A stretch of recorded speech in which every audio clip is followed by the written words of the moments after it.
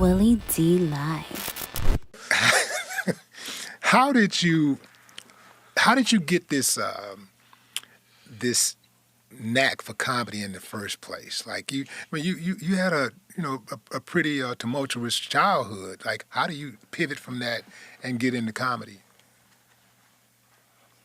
I didn't find it to be tumultuous.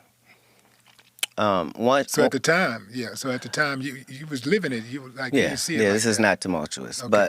But your question was, how did you find comedy? A lot of times you have the true appreciation for something when you're not trying to do it.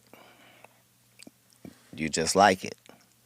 So that's the relationship that I had with music, and it was the relationship that I had with comedy. So musically,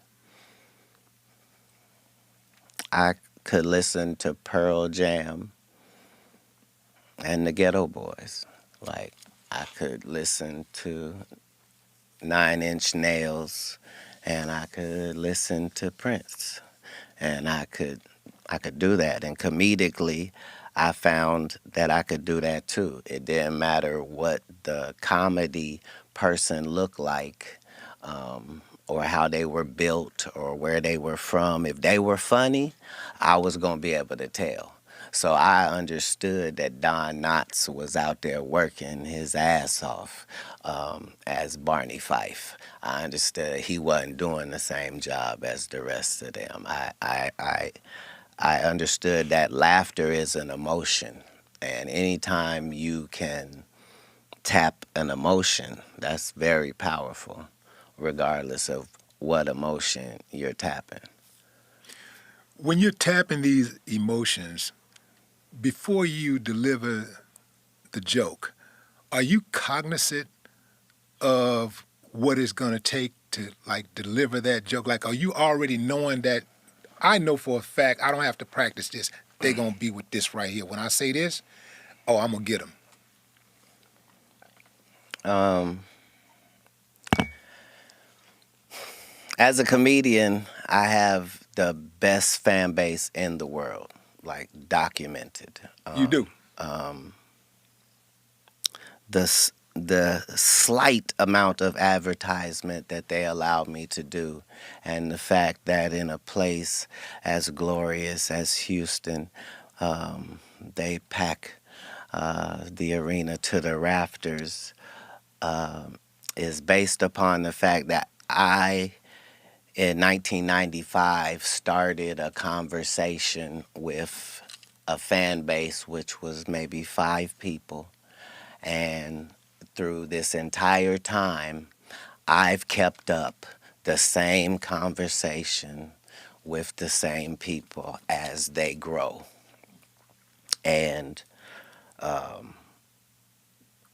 I'm letting you see me win. I'm letting you see me lose. I'm never allowing the product to be affected by what's going on, because this is the greatest relationship here. So, consequently, bam, they know some things when I come to town. They know I'm finna bring the baddest comedians with me. That's who's gonna be opening up. They know this all over the country. And then they know that whatever it is Katt's gonna talk about for an hour, they know he did not talk about this the last time he was here. They know Man, that. how in the hell do comedians get away with that anyway? Because I'm not going to see the same comedian tell the same jokes, 100 times in a row. You let a rapper rap the same songs, though, and you let a singer sing the same songs, the classics, and you'll allow that. And so yeah, but funny is supposed to be spontaneous, so that's the difference. Well, understand that comedy has its roots long before social media. So before social media, you might have heard that this comedian is funny, right? And somebody might have told you what he said, but it didn't sound that funny to you. They just told you what he said. But when you see him in person, oh, he's hilarious. And so comedy always had a cycle where you showed the whole circuit your body of work. It's just comedians had gotten so lazy that they were doing one great set that they had on Comic View or Def Jam, and they were touring that for 15 years without changing it. And so we made it a part of our effort to push the fact that you should be writing new material and shaming the community into it by just, I'm going to keep putting out these specials and it's new material. How long are you going to continue to tell these jokes? Because in a minute, the audience is going to be like, no, they got to say something new. And eventually the audience did do that. And Well, some audiences show up and they want you to say the old joke. They demand that you tell the old joke. I don't have not one of those people in my fan base because they know better. They know that I would never let you pay me so you can hear some shit I already said. I respect you too much for that. What you gonna get from me is brand new. This is new. Right now you have 12 comedy specials. Okay. Is there a magic number in mind, or you just want to just keep running to make sure you got the all-time number and that's secure for? Oh, you already at the top. You got more. I'm in no way. I'm in no way counting numbers. You've done. I'm saying if 12 is the most, if 12 was the most, there's not a number because I'm not putting a number to it. But I've been special that many times for an hour. 17 tours, 100 cities. That is a lot of work. That's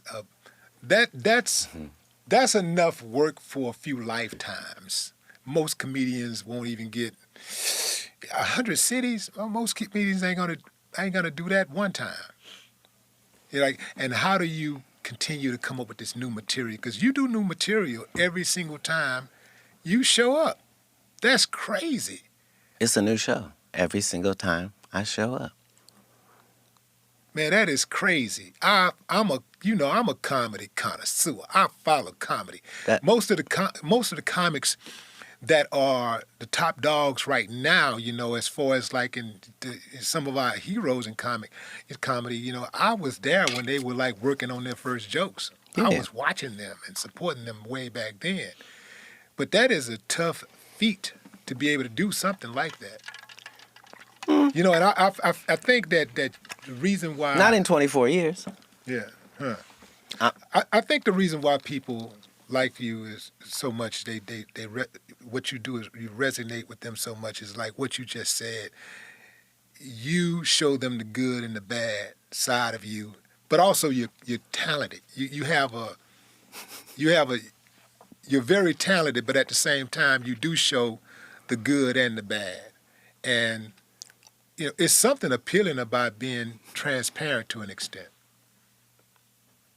Oh, not just to an extent, to the utmost.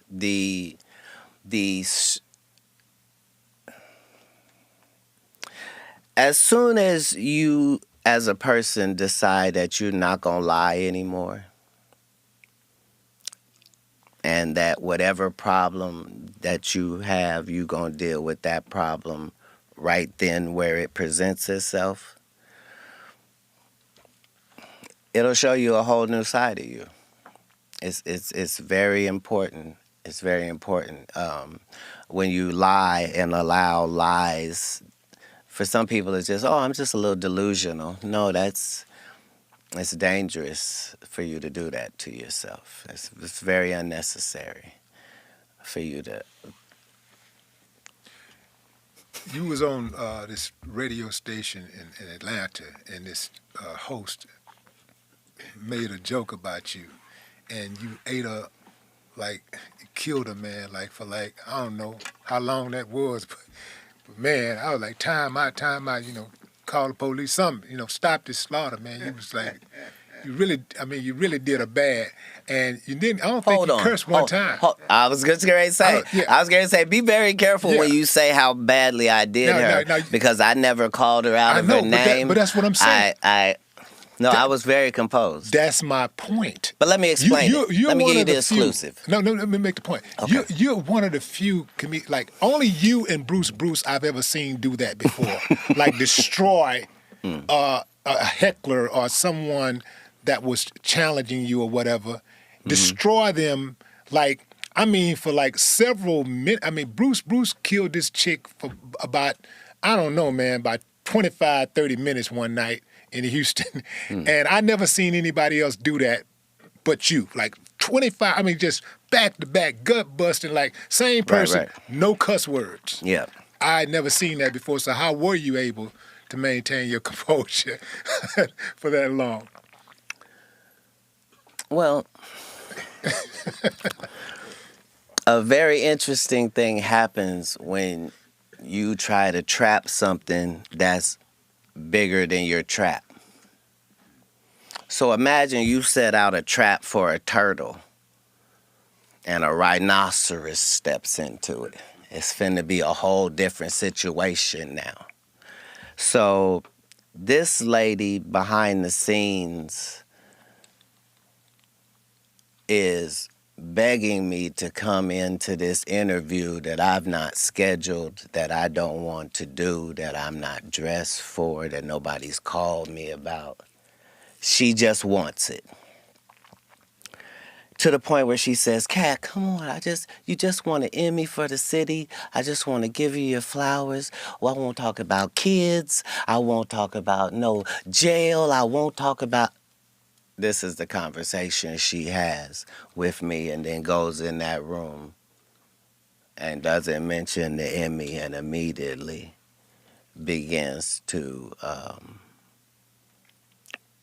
Because this is a comedian. You're trying to undermine me. Atlanta is a heavily LGBTQ plus positive city. And the fact that you having a heavy gay fan base would try to degrade me, a heterosexual, by making it seem like I'm gay. Gay people don't feel that way about me. Why would you? So it was a terrible thing that she found herself in. And comedically, you're outmatched. My defense is impenetrable. My offense will have the precise amount of viciousness that's necessary. If that means no cussing, that's fine. I don't want to talk to you and hurt heavy-set women's feelings or dark-skinned women's feelings or women who wear wigs' feelings. I'm not trying to hurt nobody's feelings. I'm bantering with you because you keep acting like you're qualified to do that. Yeah. So, it was a setup. I'm always going to prevail if I'm being set up. You think Buddy was in on it, her co-host? You think he was in on that? He didn't appear to be in on it. No, because here's the whole thing. He kept trying to get her to pull the plug on this, and she kept not. So, she didn't understand even after we cut. She didn't understand what had happened. She still thought that she had been victorious, and yeah. And then she tried to play the victim. No, she played the victim. Her husband was willing to kill one of the greatest comedians to...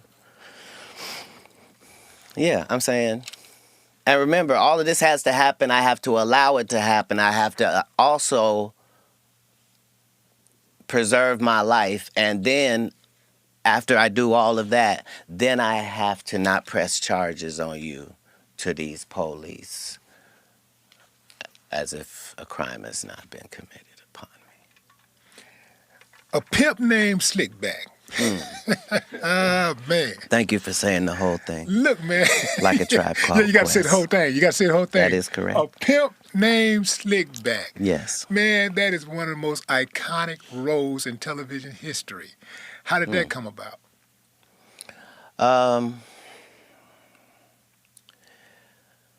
Dumb people love dumb people, and geniuses try to find people that are on their mental platitude. So Aaron Magruder is one of the finest black writers that Absolutely. we've had. Yes. And the fact that he started his journey in the real trenches writing for newspapers and getting syndicated across the country before he ever came to the next platform is what made him so formidable. So it was a joy to be able to work with him. Just like, when I do work with Donald Glover, we get the Emmy. Like, it's because you're dealing with compatible wavelengths. Like Donald Glover told me, Katt, here's a script. If you do this role right, you'll win an Emmy for it. I said, that's the only way I know to do it is right. And won the Emmy. Well, I know there's a lot of advantages to doing what you do, being in the entertainment industry, but what's like the biggest thing that you can't stand about this industry?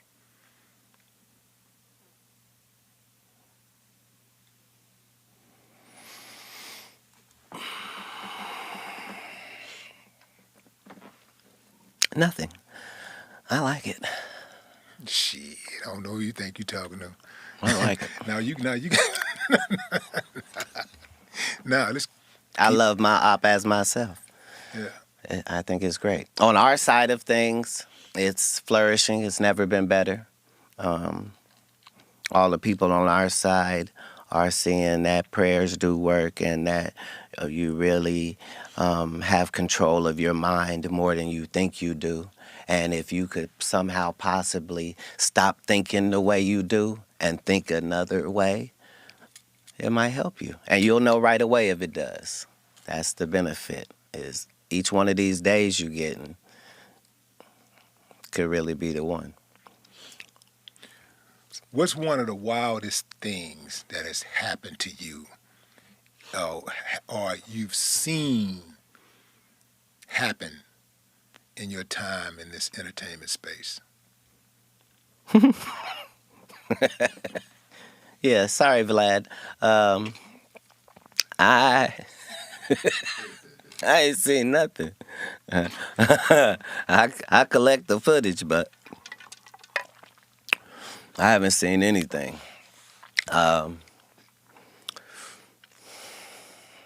You were doing so good, man. I mean, you was just doing so good, and then all of a sudden you just decided. Well, no, here's the thing. What you asked was, you said, hey, Wolf, what do you hate about the sheep? Nothing. Nothing. I feel good. I feel like we're in a good position. Everything's going to be fine. Let's go, Coach Prime. Yeah. What do you think about We Coach coming. Prime? What's up with Coach Prime? You have you been out there yet, Colorado? No, but I've supported from afar. Yeah. I'm saying anytime a great individual, regardless of what he does, finds something that he can be great in, like, that's going to work. Like, he is a motivating factor and an asset to it. He always has been since the Jerry Curl days. Those are the leaders of men that we discussed earlier. An eternal optimist, someone that's clever and about books and hard work and discipline. As a black person, we should be so lucky as to have a black coach like that. And as a non-black person, what a great job. Man, you just described yourself. Except the coach part. And then I take that back. You are a coach in your own right. And you as Yeah. well. That's the whole thing. Like, these compliments are all shared by all of us who receive them. Like, that's what it's got to be. If you any reflection of me, then that's what it is. That's why in the good book it say, made in God's image. It don't mean you're always going to do that, but it means there's the possibility that you could mirror that. Yeah. Do you have adopted children? I'm an empty nester. I have no children at this point. Glory and hallelujah. No, everybody's grown. Yeah, but yeah, I got grandbabies. You got grandbabies. Okay. Yeah. How many? 4. 4. Nice. All girls. Oh yeah. See? That's how you know he's been doing something right. What are the ages? Of what? The girls. The grandbabies? Yeah. Okay, so I have a 6, 2 4s,